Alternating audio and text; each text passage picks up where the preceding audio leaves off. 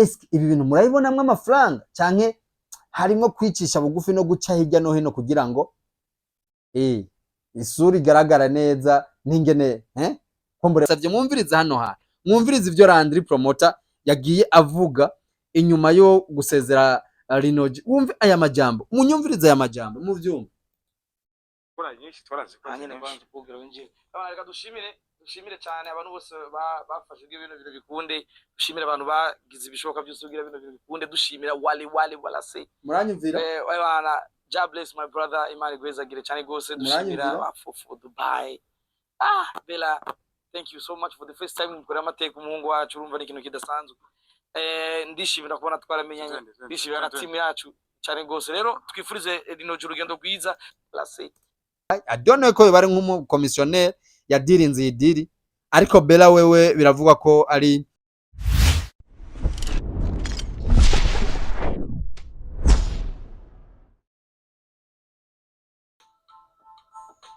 shalom bantu banje, nizira ko meze neza.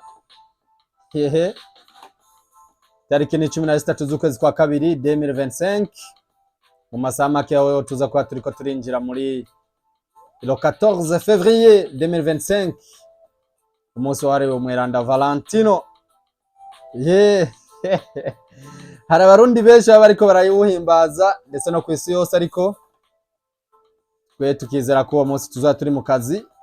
Nitwa Pasteur Nahimana cyangwa nitwe Timote, nitwa Israel Hanga ry'Imana, nitwa super manager, the one the only behind camera n'umusaza yitwa Delphin Akeza Kimana. Urabona ko twirirwanye umunsi wose duhasoloyinga ibintu bigenda uko bigenda. Turi muri studio ya World Vision TV aho ibikorwa byo kwitegura biriko birabandanya. Dushimira cyane kuri we utwumviriza cyangwa ukaturorerera kuri World Vision TV. Wamaze kubukora sabone, ndagushimiye cyane. Utarayikora n'uyo mwanya, very soon ho tuzogenda tubamenyesha iyubako rya studio ya World Vision TV ingene riko riragenda. Kumbura Imana iduhezagiye mu kwezi gutaha cyangwa mu kwezi kuza tukazohinjira imbona nkubone. So ndabaramukije rero kuri mwebwe bukeye canke kuri mwebwije, nabwira ati bonjour bonsoir, ça dépend là où vous êtes. Namaze kwabwira ingene nitwa super manager canke unitwa Pasteur Nahimana. Iyi ni World Vision TV, we wamaze kubukora sabone, so yenda gushimire. Uyu munsi rero tugiye tubanze tuce Kampala gatoye, tuvuge muri showbiz y'u Burundi, tugaruke Bujumbura, twerekeze kandi mu gisagara ca Dubai muri Emirates, zijya ni leta zunze ubumwe z'Abarabu. Ubona ko ibintu bibandanya bigenda neza.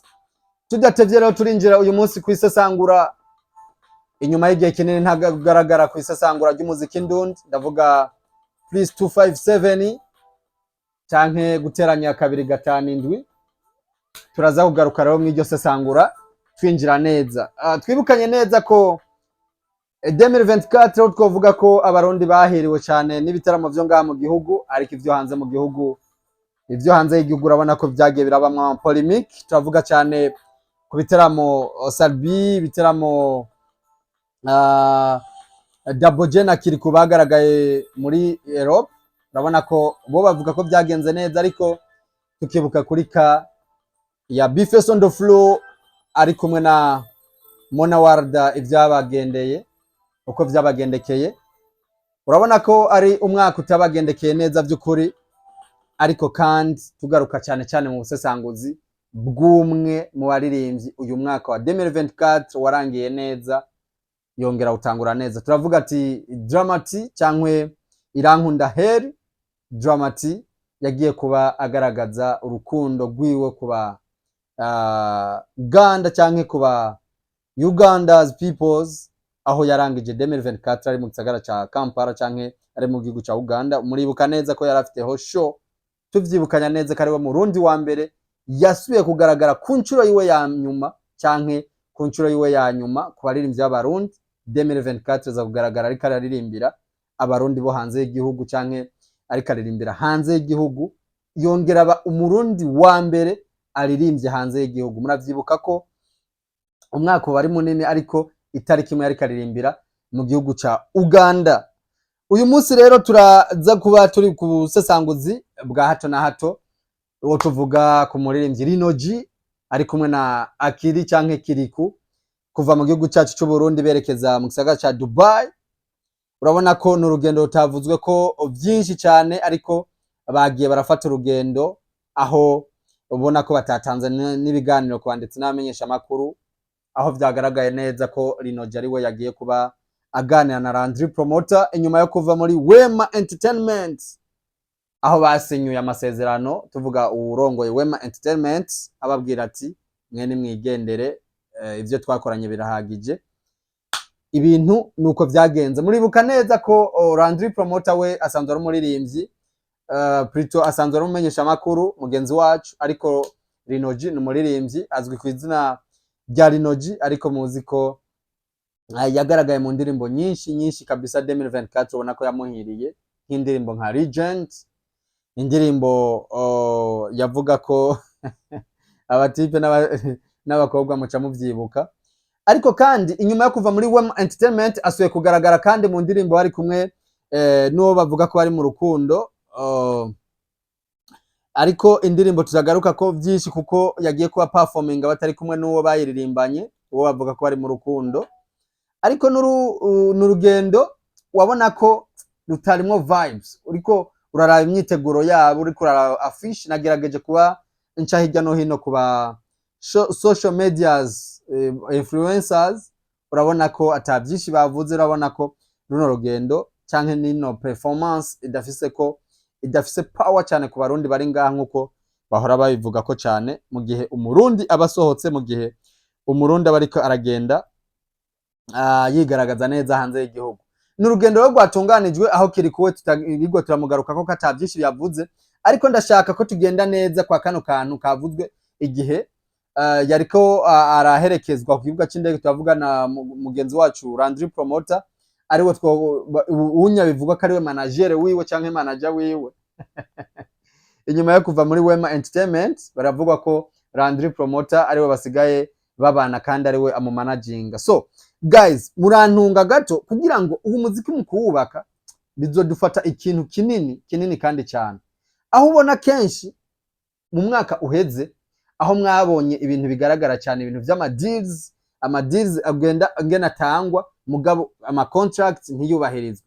Muravyibuka cyane space amazigihe aca kuri TikTok, space amazigihe aca kuri Instagram, gushika yaho GC Entertainment umwe mu bategura ibiteramo hanze y'igihugu cyane mu bihugu vyo muri Europe, mu Faransa, Belgique, Swede, Suisse, aho amazimisi atanga space abera kuri TikTok, aho avuga cyane ashira amakosa cyane ku baririmbyi b'abarundi. Byaragarutse ko cyane, ariko kandi biriya nizere ko vyaduhaye icigwa. Please nizere ko vyaduhaye icigwa.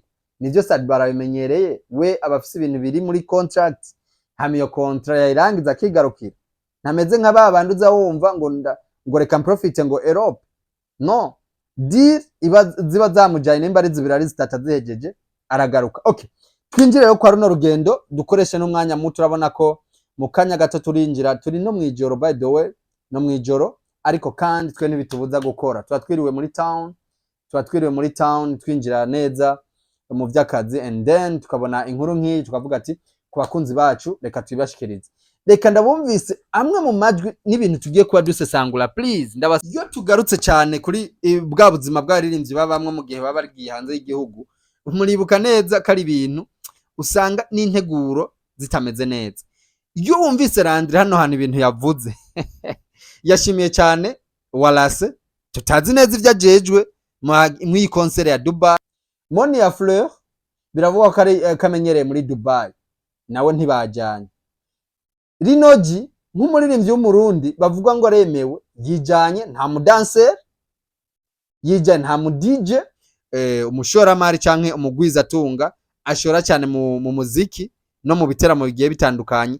Ariko kandi Landry yabivuga umenga aciye bugufi, aho vyavuzwe neza ko Rino G yagiye muri iyi show mu buryo bwo kuyubakira CV, ata kintu gikomeye yagiye kubahabwa. Ndabasabye musubire mwumve rinojo ingene yabivuze n'ingene yaciye bugufi. Ubu yari Landry, muvyumve bafashe ibintu bikunde wumve dushimire abantu binjira reka dushimire muravyumva abantu bose dushimire bafashe ibintu aciye bugufi. dushimire abantu bagize ibishoboka byose kugira ibintu bikunde dushimira wala se bana God bless my brother Imani Grace Yavuze ngo God bless my brother aciye bugufi.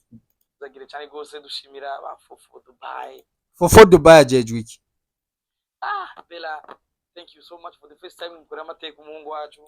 Bella we yashimiwe bimwe birenze ngo yakoze amateka ku urabona ko ni ibintu kabisa bisanzwe ari ibintu twavuga ko nivyo gushimira umuntu yagufashije ni byiza, ariko kandi umushimira mu buhe buryo? Si hari contract iri entre yanyu, mushimisha ibikorwa ku buryo ko ejo canke hirya yejo ibintu bizogenda neza. Nivyo gutanga interview gushimira umuntu ni byiza, ariko ubikora gute? Eske Landry yamushimiye gute? Landry ari mu bahawe deal canke yari gushimira wari gushimira Rinoji? Kumbure ashobora kuba ari mu manager wiwe, ariko kandi si ari manager wiwe. Ni ubu wari umwanya mwiza imbere yuko agende ingene yari kubishira kuri social medias bakamushimira akabashimira. No, ibintu ntabwo biri professional. Nariko ndaraba ngerageza guca ku mapaji ya Rinoji ego nivyo abaye wa mbere abaye ni incuro yiwe ya mbere afashe ndege, aho na Monia Fleur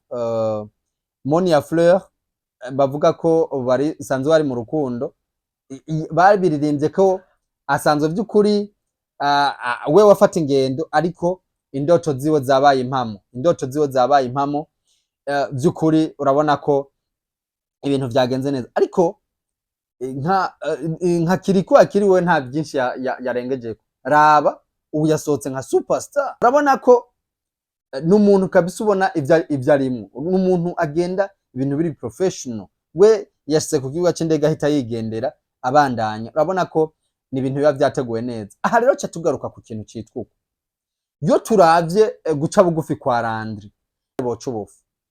Ariko kandi uyu muziki turiko turubaka mu vyumve neza, si ibintu vy'uyu munsi, ni ibintu vya bukebuke. Egaragiye kubaka CV, araryohewe ngaya amashusho ari mu ndege, ndabira amashusho ari mu ndege vraiment araryohewe.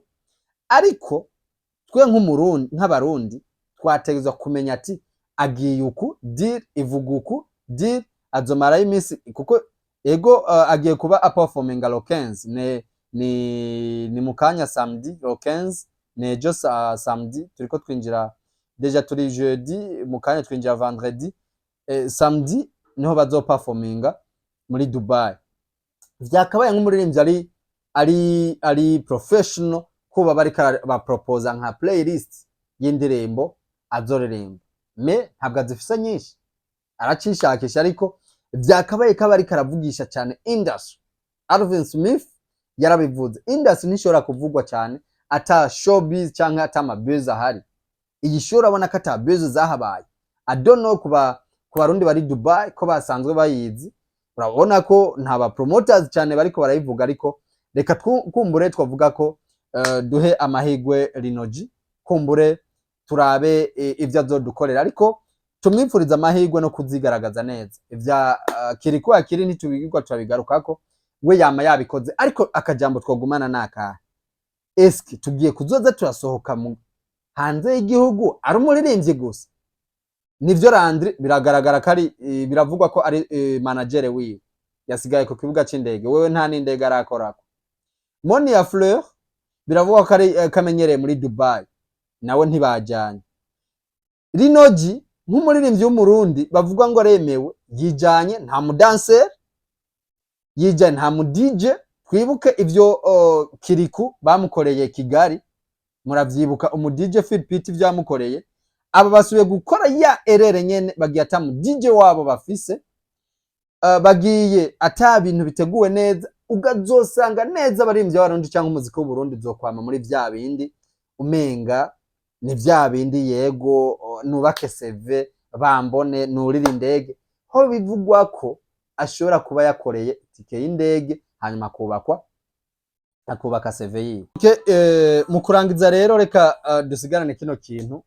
Music industry yacu yo mu Burundi irakenewe abantu b'incabwenge n'abantu vy'ukuri bazaratwigira amategeko, kuko urabona ko deals nk'izi yurinze usohoka igihugu making sure kusohotse uri secure, ufise security du côté y'aba DJs, côté y'aba dancers mu gihe baza kuba bakenewe, côté nawe yo kwibranding gute ugiye ata manager, gute ugiye ata ukurikirana ibikorwa by'iwawe, reka dufate ko umuntu adafite manager, gute ugiye ibintu byose bitari ku murongo.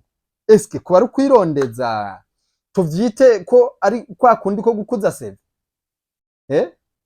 Muramaze kubona yuko umuziki w'u Burundi ivyo bintu ubuze.